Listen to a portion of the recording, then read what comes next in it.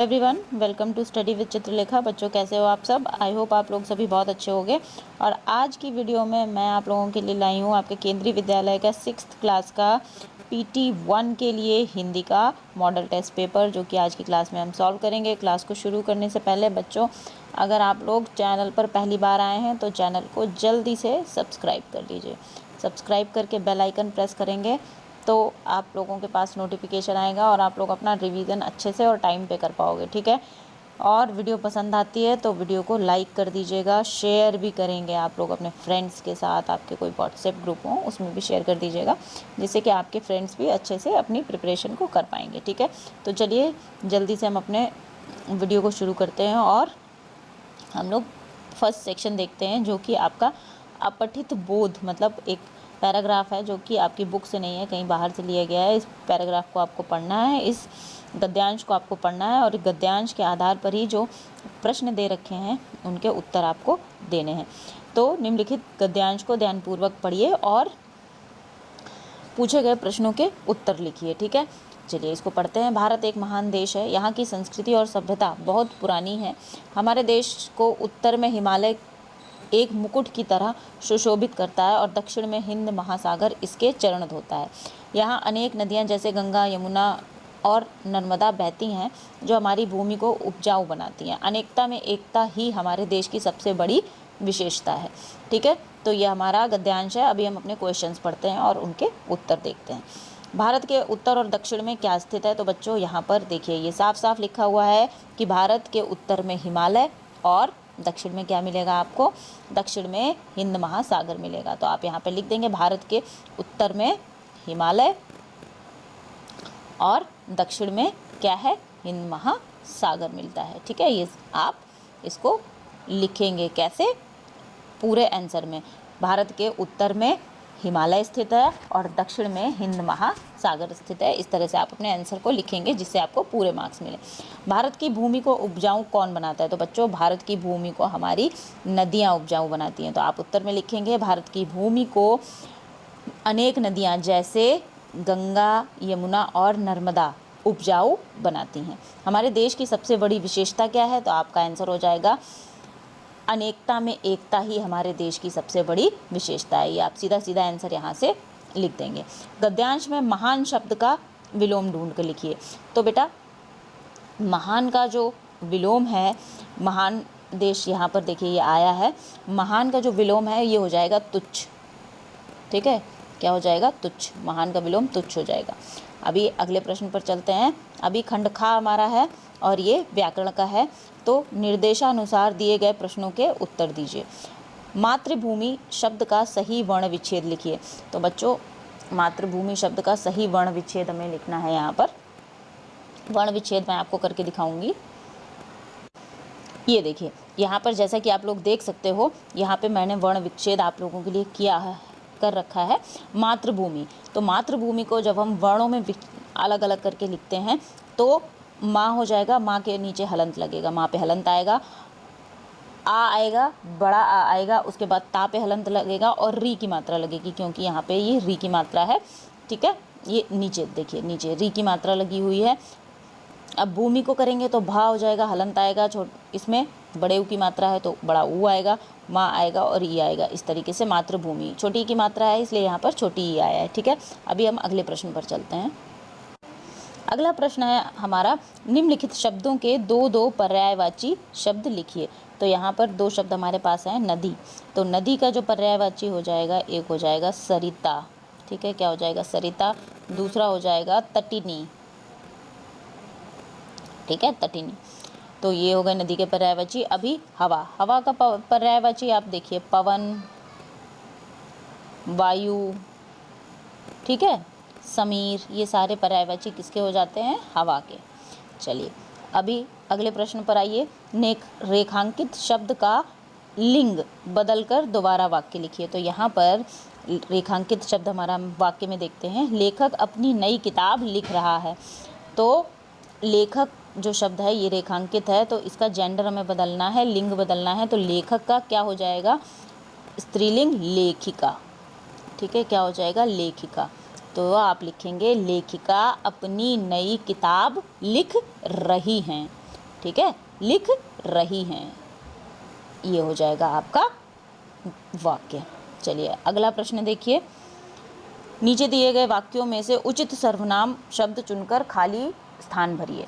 तो यहाँ पे हमें सर्वनाम भरना है, ठीक है। अब सर्वनाम देखिए, आज दिल्ली जा रहा हूँ, तो यहाँ पे हूँ है, तो बेटा यहाँ पे तुम नहीं हम कर सकते, ठीक है। वाक्य को देखकर ही हमें समझ में आ जाएगा। तो यहाँ पे हो जाएगा आज मैं दिल्ली जा रहा हूँ, तो यहाँ पे मैं फिल कर दीजिए, ठीक है। देखो बाहर खड़ा है, देखो बाहर कोई खड़ा है, क्या नहीं खड़ा है, कोई खड़ा है, तो यहाँ पे हो जाएगा कोई, कोई फिल कर दीजिए, ठीक है। सूरज का तत्सम शब्द लिखना है हमें, तत्सम मतलब संस्कृत रूप लिखना है। तो सूरज का जो तत्सम रूप है ये सूर्य हो जाता है, ठीक है। नीचे दिए गए मुहावरे का अर्थ लिखकर वाक्य में प्रयोग कीजिए। 9-2-11 होना, 9-2-11 का अर्थ होता है, 9-2-11 होने का अर्थ होता है भाग जाना, ठीक है। क्या होता है? भाग जाना। तो इसका वाक्य में प्रयोग आप लोग क्या करेंगे कि पुलिस को देखकर चोर 9-2-11 हो गए, पुलिस को देखकर चोर 9-2-11 हो गए। अगले प्रश्न पर आइए। अभी अगला सेक्शन हमारा क्या है? खंडगा मल्हार जो हमारी पुस्तक है, पाठ्य पुस्तक, उससे है, तो वहीं से हमने ये क्वेश्चंस डाले हैं, ठीक है। तो प्रश्न 3 इसमें देखते हैं, मातृभूमि कविता के आधार पर उत्तर दीजिए। कवि ने भारत भूमि को मातृभूमि के साथ साथ पुण्य भूमि और धर्म भूमि क्यों कहा है? तो इस प्रश्न के उत्तर मैंने आप लोगों के लिए लिख रखे हैं। चलिए मैं वो वाला पेज ओपन करती हूँ। तो देखिए ये रहा आपके, मातृभूमि जो है एक कविता है और इस कविता को हमने पढ़ा भी है, ठीक है। तो इसी के आधार पे हमें अपने प्रश्न का उत्तर देना है। तो मैंने उत्तर आप लोगों के लिए पहले से यहाँ पे लिख रखा है। कवि ने भारत भूमि को पुण्य भूमि इसलिए कहा है क्योंकि यहाँ महान संतों, विचारों और पवित्र नदियों का जन्म हुआ है जो आत्मा को पवित्र करती है। इससे धर्म भूमि इसलिए कहा गया है क्योंकि यह भूमि कर्तव्य, न्याय और धर्म के मार्ग पर चलने की शिक्षा देती है। यहाँ कर्म को ही प्रधान माना गया है। तो ये हमारे क्वेश्चन का उत्तर हो जाएगा। अगर आपकी कॉपियों में, आपकी क्लास में ये क्वेश्चन का आंसर नहीं लिखवाया गया है तो इसको नोट कर लीजिएगा, ठीक है। नोट्स भी आप लोग बना सकते हैं। अभी हम अगला प्रश्न देखते हैं। इस कविता में अमराइयों और कोयल के बारे में क्या कहा गया है? तो अमराइयों और कोयल के बारे में इस कविता में जो कहा गया है उसका उत्तर हम लोग देखते हैं। इस कविता में बताया गया है कि भारत भूमि पर आम के घने बाग को अमराइयाँ कहा जाता है जो सुगंधित हवा बिखेरते हैं, और इन बागों में कोयल मीठे स्वर में कूकती है जिससे यहाँ का वातावरण अत्यंत मधुर और आनंदमयी हो जाता है। तो ये आपके क्वेश्चन का आंसर हो जाएगा। अभी हम चलते हैं अगले प्रश्न पर। अगला प्रश्न जो आपका है पहली बूंद से है, ठीक है। चलिए उस क्वेश्चन को पहले देखते हैं फिर आंसर देखेंगे। पहली बूंद कविता से पहला प्रश्न है, देखिए, पहली बूंद गिरने पर धरती पर और पौधों में क्या बदलाव आता है, वर्णन करना है। तो पहली बूंद जो कविता है उससे धरती पर और पौधों पर क्या बदलाव आता है उसे देखते हैं, उसके आंसर को देखिए। तो ये आपके प्रश्न का उत्तर है। अगर आपके पास नोट्स नहीं है तो अपने नोट्स बच्चों बनाते चलिएगा, ठीक है। बारिश की पहली बूंद गिरने से सदियों से प्यासी धरती की तपन शांत होती है और उसमें से सोंधी सोंधी सुगंध आने लगती है। सूखी धरती हरी भरी होने के लिए तैयार हो जाती है। सूखे पौधों और तरुमूल का मतलब होता है पेड़ की जड़ों में नया जीवन आ जाता है, मानो वे मुस्कुराने लगते हैं। तो इस समय आपका बरसात का मौसम चल रहा है, रेनी सीज़न चल रहा है। तो इस समय क्या होता है, बारिश होने के बाद जो हमारी धरती है वो हरी भरी हो जाती है, पेड़ों की जड़ों में पानी जाता है जिससे पौधे भी हरे भरे हो जाते हैं, ठीक है। चलिए अब हम अगला प्रश्न देखते हैं जो कि हार की जीत का है। प्रश्न पहले देखते हैं। देखिए दूसरा प्रश्न क्या है, डाकू खड़ग सिंह का दिल क्यों पिघल गया, उसने बाबा भारती का घोड़ा क्यों वापस लौटाया।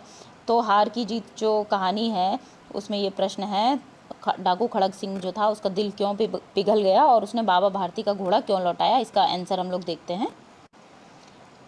देखिए उत्तर देखिए, जब बाबा भारती ने खड़ग सिंह से कहा कि इस घटना क्या थी, घोड़ा छीनने का जो घटना थी उसकी बात हो रही है, इस घटना का जिक्र किसी के सामने मत करना वरना लोग गरीब और लाचार लोगों पर विश्वास करना छोड़ देंगे।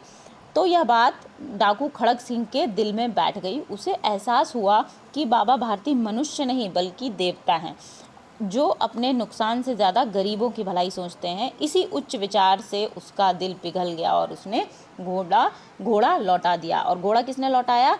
डाकू खड़ग सिंह ने। ठीक है, तो अभी चलिए हम अगला प्रश्न देखते हैं। अगला प्रश्न है आपका कि हार की जीत कहानी से हमें क्या सीख मिलती है। हार की जीत कहानी से हमें क्या सीख मिलती है, इसको हम देखते हैं। हार की जीत कहानी से हमें सीख मिलती है कि किसी भी लाचार या गरीब व्यक्ति को धोखा नहीं देना चाहिए। साथ ही हमें यह कहानी सिखाती है कि महान और परोपकारी विचारों से क्रूर व्यक्ति का हृदय परिवर्तन भी संभव है। बुराई पर हमेशा अच्छाई की ही जीत होती है। तो बाबा भारती ने अपने उच्च विचारों से, अपने परोपकारी सोच से, अपने परोपकारी विचारों से क्या किया? डाकू खड़ग सिंह का हृदय परिवर्तित कर दिया था। ठीक है, अगला जो प्रश्न है आपका कि मातृभूमि कविता जो है इसके रचयिता कौन है। ठीक है, और वे क्यों मातृभूमि के लिए शीश नवाते हैं, तो इसका उत्तर भी यहाँ पर देख लीजिए। मातृभूमि कविता के रचयिता सुप्रसिद्ध कवि सोहनलाल द्विवेदी हैं। वे अपनी मातृभूमि को शीश इसलिए नवाते हैं क्योंकि इस भूमि में उन्हें अन्न, जल, आश्रय और जीवन जीने के संस्कार दिए हैं। यह भूमि देवों के द्वारा भी वंदनीय है। ठीक है, तो इसको ध्यान रखेंगे। अभी हम अगला प्रश्न देखते हैं। अगला प्रश्न देखिए, बाबा भारती के घोड़े का नाम क्या था?